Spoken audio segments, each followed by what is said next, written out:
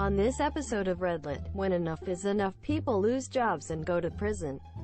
When enough is enough, people lose jobs and go to prison. This is my story. I finally feel like I can talk about this particular time in my life and appreciate what it took. I'm not on mobile, so feel free to criticize my grammar. Although English is not my first language, so temper the criticism here. Warning, this is a very long post. TL. Doctor. Abusers made my first year of high school a waking nightmare. Asshole vice principal was the final straw. I decided to face my fears and took them all down. Vice principal gets fired. Most of my abusers get a decade plus in prison. Background. This ProRevenge took place when I was in high school in the mid-2000s. A time in my country when there was much public outcry over bullying, hazing in boarding schools. A couple of students in different schools had died from injuries resulting from bullying. Other schools were rioting and burning shit. They were under increased scrutiny. It was a whole thing. Personally, my life in high school was not fun. I was a fat boy with very low self-esteem going into my first year.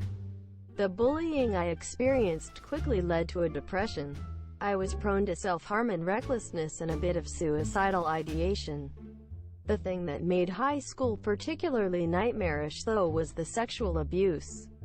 Low-key comments about my sexuality from this group of about 5 boys in 4th form this year. They called me and my best friends gay. The social stigma associated with homosexuality here is really extreme. These boys would stalk and terrorize me. They left threatening notes under my sheets. "We're going to fuck you up for being a fucking gay. We're going to fucking rape you," etc. So I had only one close friend who knew what was going on. Ironically, after an entire term of convincing everyone that I was gay, the same group began sexually abusing me. I'll spare you the details. But my first year in high school was the worst time of my life.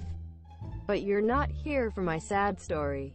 So moving on. Sometime in the middle of term, the vice principal, VP, of our school was changed due to the aforementioned public backlash from the bullying scandals. The previous VP was a decent man, but the new VP was not. He came with a well-earned reputation of being unnecessarily harsh, dishing out suspensions and expulsions like candy on Halloween. The last straw. A few weeks after the new VP came in, and I'm having an incredibly shitty week that is really battering my mind. Yes, the bullying and sexual abuse was still going on.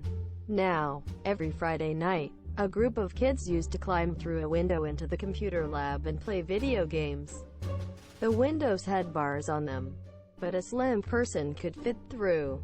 I am not slim by any definition, unless the definition is fat. Among this group of kids was this troublemaker dude in my class in my dorm with the same common name. Turns out, the VP had confused the two of us, and I was the one who was in his crosshairs. That Friday, the kids were caught. Some of them, including my namesake, managed to escape. The VP was called in, and the students who were caught snitched.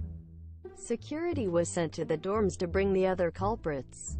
Cue me being woken up at 3 a.m. in the morning and dragged to the scene of the crime, to endure beating for something I hadn't done. Corporal punishment was tacitly legal then. Now, my explanation that there is clearly no way for me to fit through the window were met with more canings. What really pissed me off was that the VP had to bring our belongings to his office at night for an inspection with the excuse of searching for stolen computer equipment. He came across my very private journal, and like the dick he was, he proceeded to ridicule me for having a diary in front of the teachers, watchmen, and the students I was bundled with. It didn't help matters that I broke down and cried in front of the monsieur. I don't think I have ever felt such humiliation in my life before. The following morning, we were suspended for 2 weeks. 2 weeks later, my parents took me back to school. I had only told them of the mistaken identity that I suspected in a wrongful accusation. They already knew about the bullying. I didn't tell them about the VP going through my diary or the sexual stuff. I was still writhing in humiliation. The VP, being the absolute bunghole that he was, had convinced himself that I was the ringleader of this group of boys. Again, mistaken identity, and thus deserved extra punishment. He ordered me to clear out a large patch of weeds and overgrown grass between the rugby pitch and the hockey field, about the size of a football field, using only a slasher. Just as I am about to head out, it starts raining and it's the middle of July. So much cold. Temperatures regularly dip to below 10 degrees Celsius at night. So instead of going to the field, I head to class to wait out the rain.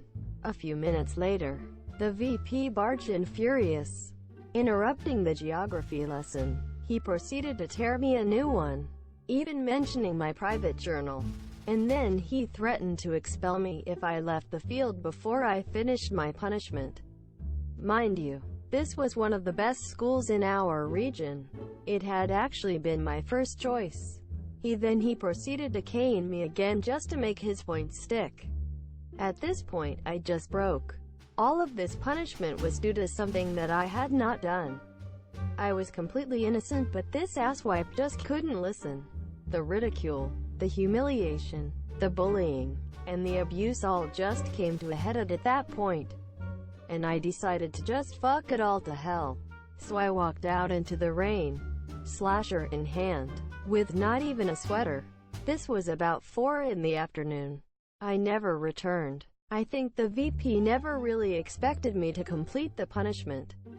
But then, I doubt he had ever met someone who decided they had no more fucks left to give either. My initial plan was to crucify him with his own words. Dusk fell with me cold and drenched, ripping up ferns from the ground. By midnight, I was shivering and crying uncontrollably, and it was too dark to see shit.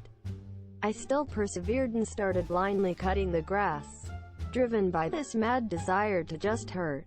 I really didn't care who I hurt. Sure, a part of my motivation was that if I did get sick out here, the VP would be in a fuckload of trouble. But there was another part of me that was just like, fuck it, life sucks anyways. By midnight, I was too cold to continue. I ran out of energy and just sat down under a tree.